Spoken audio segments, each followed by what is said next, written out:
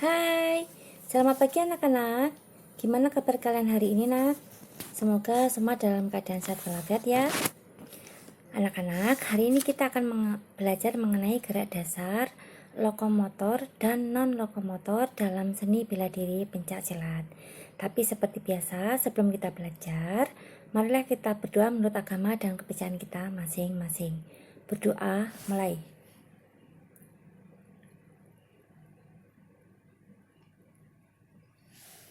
Selesai. Baiklah anak-anak, sambil mendengarkan ibu menjelaskan, kalian bisa membuka buku LKS kalian halaman 38 sampai dengan halaman 40. Pencak silat.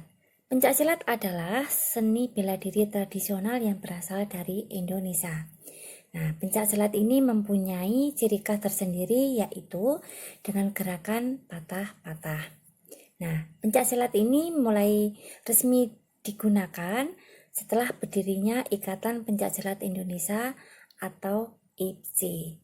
Nah, dalam gerak dasar pencak silat ini mempunyai 4 aspek, yaitu spiritual, bela diri, olahraga, dan seni budaya. Nah, pencak silat itu sendiri berasal dari kata pencak dan silat. Pencak berarti gerak untuk mempertahankan diri dengan kepandaian seperti menangkis dan mengelak. Sedangkan untuk silat itu sendiri berarti kepandaian berkelahi dengan menggunakan keahlian membela diri. Nah, di dalam pencak silat ini ada gerak dasar lokomotor. Gerak dasar lokomotor masih ingat kan, nak? Gerak dasar lokomotor adalah gerak yang bisa berpindah tempat. Nah, di dalam pencak silat ini, gerak lokomotor bisa dilihat dari gerakan langkah.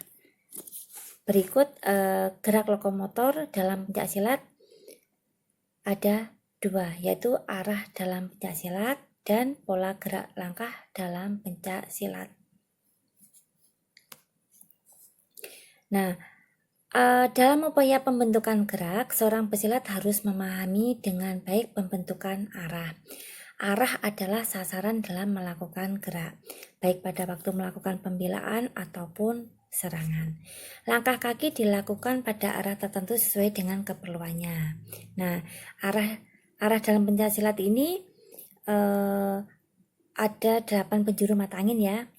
Yang pertama yaitu arah belakang, terus arah serong kiri belakang, arah samping kiri, arah serong kiri depan, arah serong ke depan, arah samping kanan, dan arah serong kanan belakang.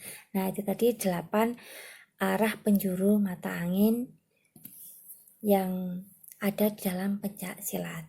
Sekarang yang kedua yaitu pola gerak langkah dalam pencak silat. Nah, pada saat melakukan teknik penyerangan ataupun bertahan, seorang pesilat harus menguasai teknik melangkah. Langkah adalah gerakan injakan kaki dari satu tempat ke tempat lainnya.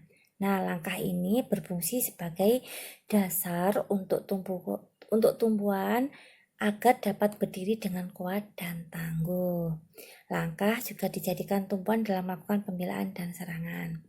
Nah, gerakan melangkah dapat dilakukan dalam posisi lurus, silang, atau serong. Nah, cara melakukannya bisa dengan diangkat, dengan geseran, insutan, lompatan, dan loncatan. Nah, berikut beberapa pola bentuk gerak langkah. Nah, ada beberapa bentuk pola gerak langkah dalam pencak silat, antara lain langkah lurus, langkah segi 4, langkah U, langkah berkelok-kelok atau zigzag, langkah S, langkah segitiga. Berikut bentuk pola gerak langkah.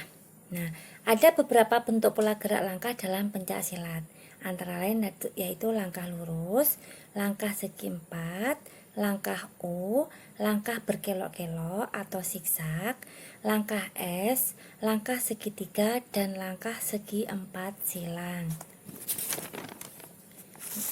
Nah, itu tadi bentuk pola gerak langkah. Sekarang macam-macam pola gerak langkah. Gerak melangkah merupakan cara memindahkan injakan kaki. Nah, gerakan langkah ini dapat dilakukan dengan cara-cara sebagai berikut. Yang pertama yaitu angkatan. Melangkah dengan cara angkatan dapat dilakukan dalam dua bentuk, yaitu angkatan tinggi dan angkatan rendah. Nah, kalian bisa melihat contoh gambarnya di halaman LKS halaman 40 ya nak ya. Terus yang kedua yaitu geseran.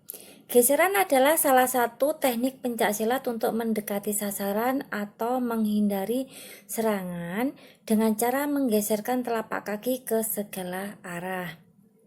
Nah, yang ketiga yaitu putaran. Putaran contohnya ada di sini nak lah lihatnya, karena ibu nggak bisa mempraktekkan nih. Terus yang keempat yaitu lompatan. Lompatan adalah salah satu teknik gerak langkah untuk mendekati sasaran atau menghindari serangan lawan dengan cara melompat. Terus yang kelima yaitu insutan. Nah, insutan itu cara melakukannya yaitu ada dua anak lah. Yang pertama yaitu geserlah telapak kaki tanpa diangkat dari lantai dengan gerakan tumit, sementara telapak kaki keluar dan ke dalam. Nah, gerakan insutan yang kedua yaitu gerakan ini dapat pula dilakukan dengan gerakan tumit, yaitu dengan telapak kaki sejajar atau searah. Kedua lutut dibengkokkan. Nah, itu tadi macam-macam pola gerak langkah. Baiklah anak-anak, mungkin sampai di sini dulu belajar kita hari ini. Nanti kalau ada yang belum jelas bisa kalian tanyakan ke WA ibu pribadi ya. Sebelum ibu akhiri, marilah kita berdoa menurut agama dan kepercayaan kita masing-masing. Berdoa, mulai.